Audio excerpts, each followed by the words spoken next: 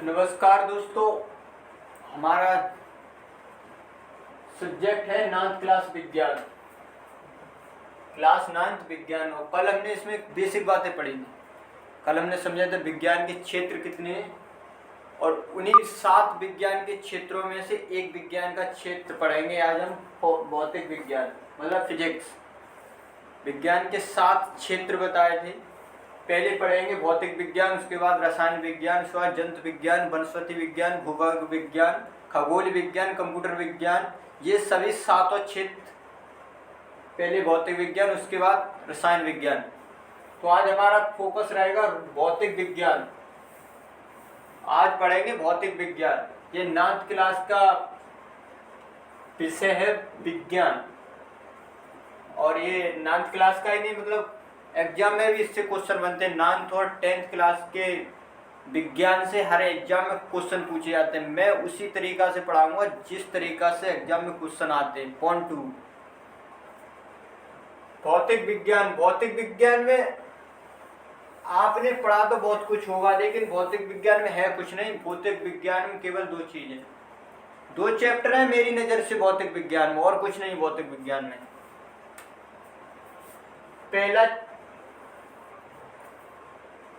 पहला है द्रव और दूसरा है ऊर्जा।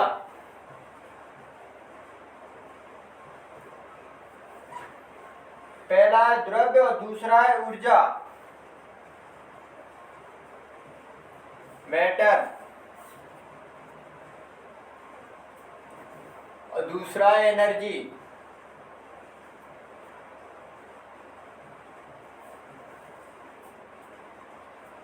दूसरा है एनर्जी। पहला है मैटर, दूसरा है एनर्जी। भौतिक विज्ञान में केवल आपने पढ़ा तो बहुत चैप्टर होंगे, लेकिन मेरी नज़र से देखने से भौतिक विज्ञान में एक ऊर्जा और एक द्रव, ये 2 चीज पढ़नी है हमें बस। कोई सा भी भौतिक विज्ञान हो, कितनी भी मोटी किताबें, 2 चीज के अलावा भौतिक विज्ञान में कुछ नहीं है। अब मैं इसे बताऊंगा इस ऊर्जा में क्या है और द्रव में क्या है। द्रव वो है जो कुछ भी पृथ्वी पर है वो सब द्रव है। जो कुछ भी पृथ्वी पर है वो द्रव है। अगर मैं कहूं कि ये मेरे हाथ में मार्कर है, ये भी द्रव है। ये पृथ्वी खुद द्रव है, ये पृथ्वी खुद द्रव है। तो मैं कह सकता हूं कि भौतिक विज्ञान में कुछ नहीं, केवल एक ही चीज मुझे पढ़नी है, द्रव। और इसी के अंदर आ जाती है ऊर्जा। जो कुछ भी है द्रव्य के अंदर ही आ जाती है। पृथ्वी में जो कुछ भी है सब द्रव्य है। अब द्रव्य का क्षेत्र बताऊंगा और मैं ऊर्जा के क्षेत्र बताऊंगा। ऊर्जा में क्या पढ़ना है? ऊर्जा में गति, ऊर्जा में गति, बल, ये चैप्टर है, ये चैप्टर है ऊर्जा में, ये चैप्टर है। गति, बल, प्रकाश, प्रकाश ध्वनि, विद्युत,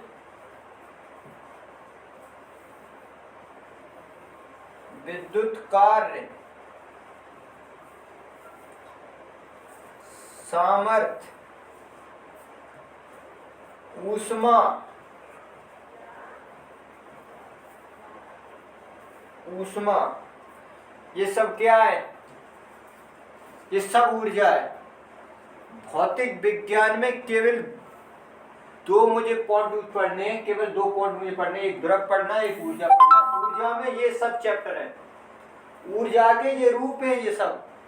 ऊर्जा एक रूप से प्रकट होती है तो एक रूप से समाप्त होती है। ये ऊर्जा को इन रूपों में बदलना है और कुछ नहीं करना है इसमें। भौतिक विज्ञान कुछ नहीं है। बच्चे कहते हैं समझ में नहीं आता है, ऐसे समझाऊंगा बिल्कुल समझ में आएगा।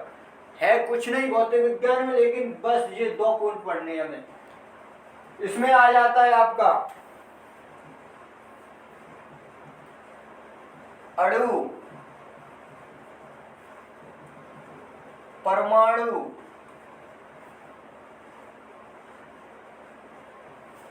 अणु, परमाणु, गैसीय, गैसीय मिश्रण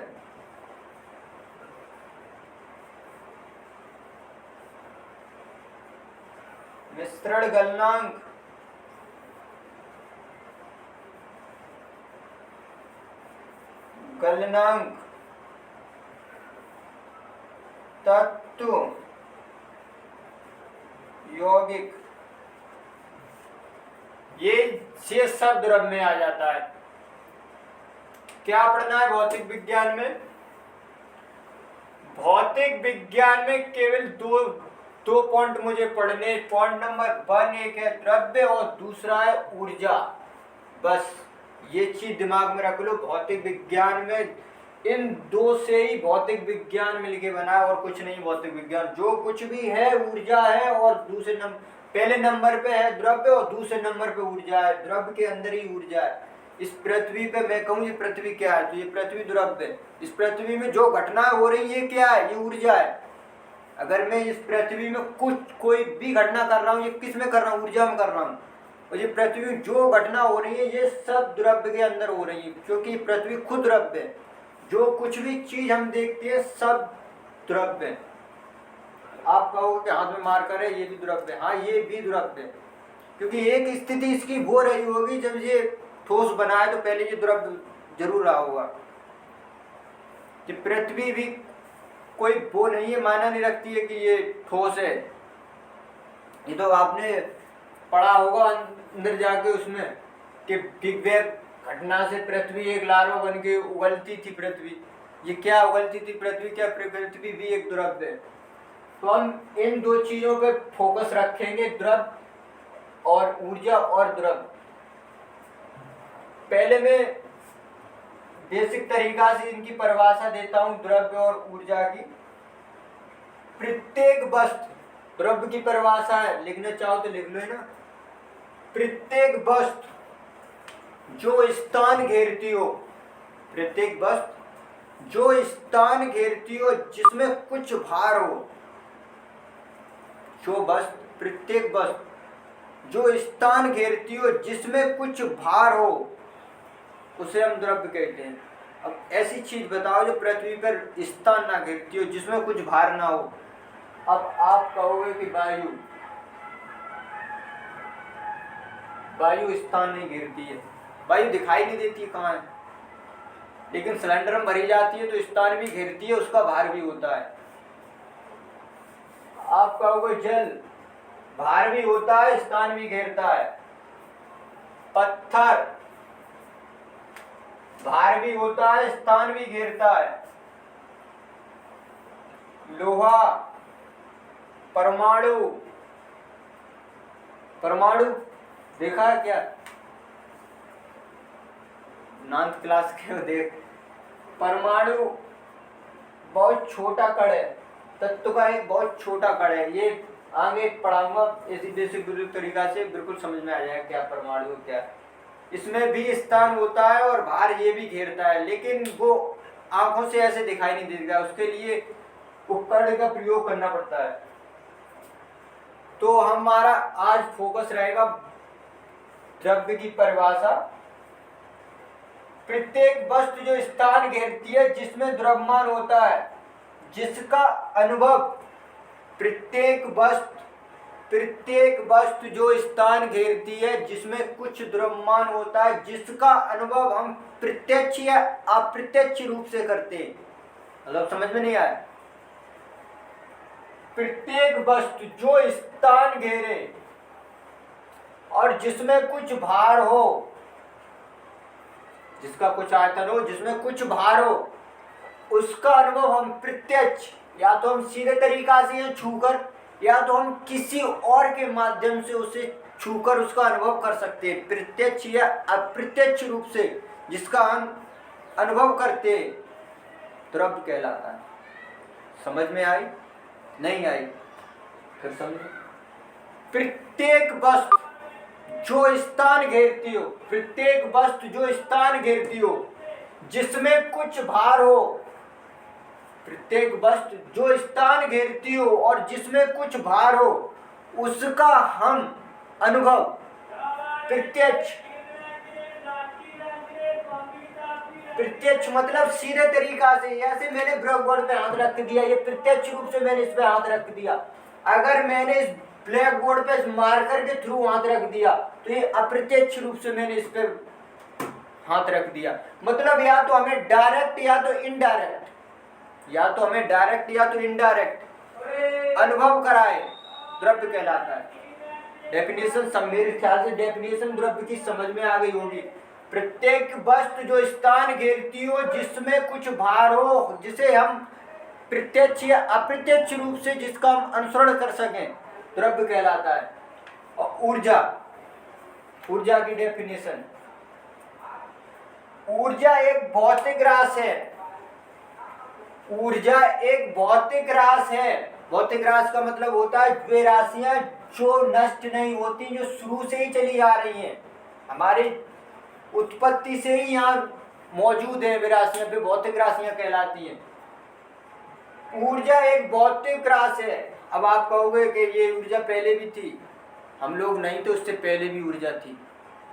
अगर मैं कह दूं कि ऊर्जा नष्ट हो सकती है, ऊर्जा कभी नष्ट नहीं हो सकती। ऊर्जा अपने रूप बदल लेती। अगर मैं यहाँ गति लगाऊंगा तो ऊर्जा, गति में पढ़ूंगा तो ऊर्जा में उन्हें गति देनी पड़ेगी। अगर मैं बल में पढ़ूंगा तो हमें बल में ऊर्जा को परिवर्तन करना पड़ेगा। और प्रकाश में पढ़ूंगा तो प्रकाश भी कैसे चलता है, ऊर्जा के माध्यम से। और मैं ध्वनि में पढ़ूंगा तो ध्वनि कैसे आगे ऊर्जा के संचरण से कैसे आगे बढ़ती है। मैं विद्युत में पढ़ूंगा तो विद्युत भी ऊर्जा के थ्रू आगे बढ़ती है। लाइट कार्य करने के लिए ऊर्जा की जरूरत पड़ती है। और ऊष्मा, अगर मैं किसी को गर्म करूंगा तो उसमें ऊर्जा मुझे देनी पड़ेगी, उसके बाद ऊष्मा बनेगी। ये सब ऊर्जा के रूप है।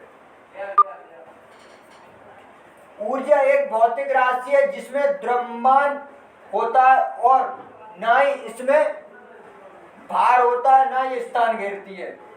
अब आप कहोगे ऊर्जा एक भौतिक राशि है, ना इसमें द्रव्यमान होता है, ना ये स्थान घेरती है, ना तो इसमें कुछ भार होता है। आपके अंदर एनर्जी है, कितना स्थान घेरे है? कुछ कोई बता सकती हो कितना स्थान आपके अंदर जो ऊर्जा है, ताकत है, कितना स्थान घेरे है? उसका क्या द्रव्यमान है? कोई मेजर कर सकते हो आप उससे? नहीं कर सकते। तो ऊर्जा हमें दिखाई नहीं देती है। हम कहते हैं कि ऊर्जा 10 किलो ऊर्जा है और 5 किलो ऊर्जा है और 10 किलो धक्का लगा दिया तो ऊर्जा इसमें। ऊर्जा किसी पे कार्य करने के बाद हमें पता चलती है कि ऊर्जा क्या है, कितनी ऊर्जा हमने उसमें लगाई। ऐसे ऊर्जा को हम मेजर नहीं कर सकते। जब तक ऊर्जा को हम यूज में नहीं लेंगे तब तक ऊर्जा को मेजर नहीं कर सकते। तो ऊर्जा की डेफिनेशन है ना तो इसमें द्रव्यमान होता है, ना ये स्थान घेरता है। किसी भी कार्य करने के लिए ऊर्जा की आवश्यकता पड़ती है। उदाहरण के लिए, ना तो ऊर्जा स्थान घेरती है, ना तो इसमें द्रव्यमान होता है, मगर किसी कार्य को करने के लिए ऊर्जा चाहिए हमें। बिगर ऊर्जा के कोई कार्य संपन्न नहीं। मेरे ख्याल से ये बात दोनों आपको समझ में आ रही होंगी और मैं आशा करता हूँ कि आप समझ पा रहे होंगे अच्छी तरीका से। तो मेरा कल का चैप्टर रहेगा गति। मेरा कल का चैप्टर रहेगा मोशन, गति। चैप्टर ऐसे पढ़ाऊंगा, बिल्कुल समझ में आने वाला है चैप्टर। आज तक समझे हुए ना समझे उससे कोई मतलब। पहले ये पार्ट पढ़ाऊंगा, पहले पढ़ाऊंगा ऊर्जा, उसके बाद पढ़ाऊंगा द्रव्य। तो मेरा कल चैप्टर रहेगा गति, मोशन। तो वीडियो छोटी करनी पड़ती है और कल की शायद आशा करता हूँ कल आधे घंटे की क्लास लूंगा। नमस्कार।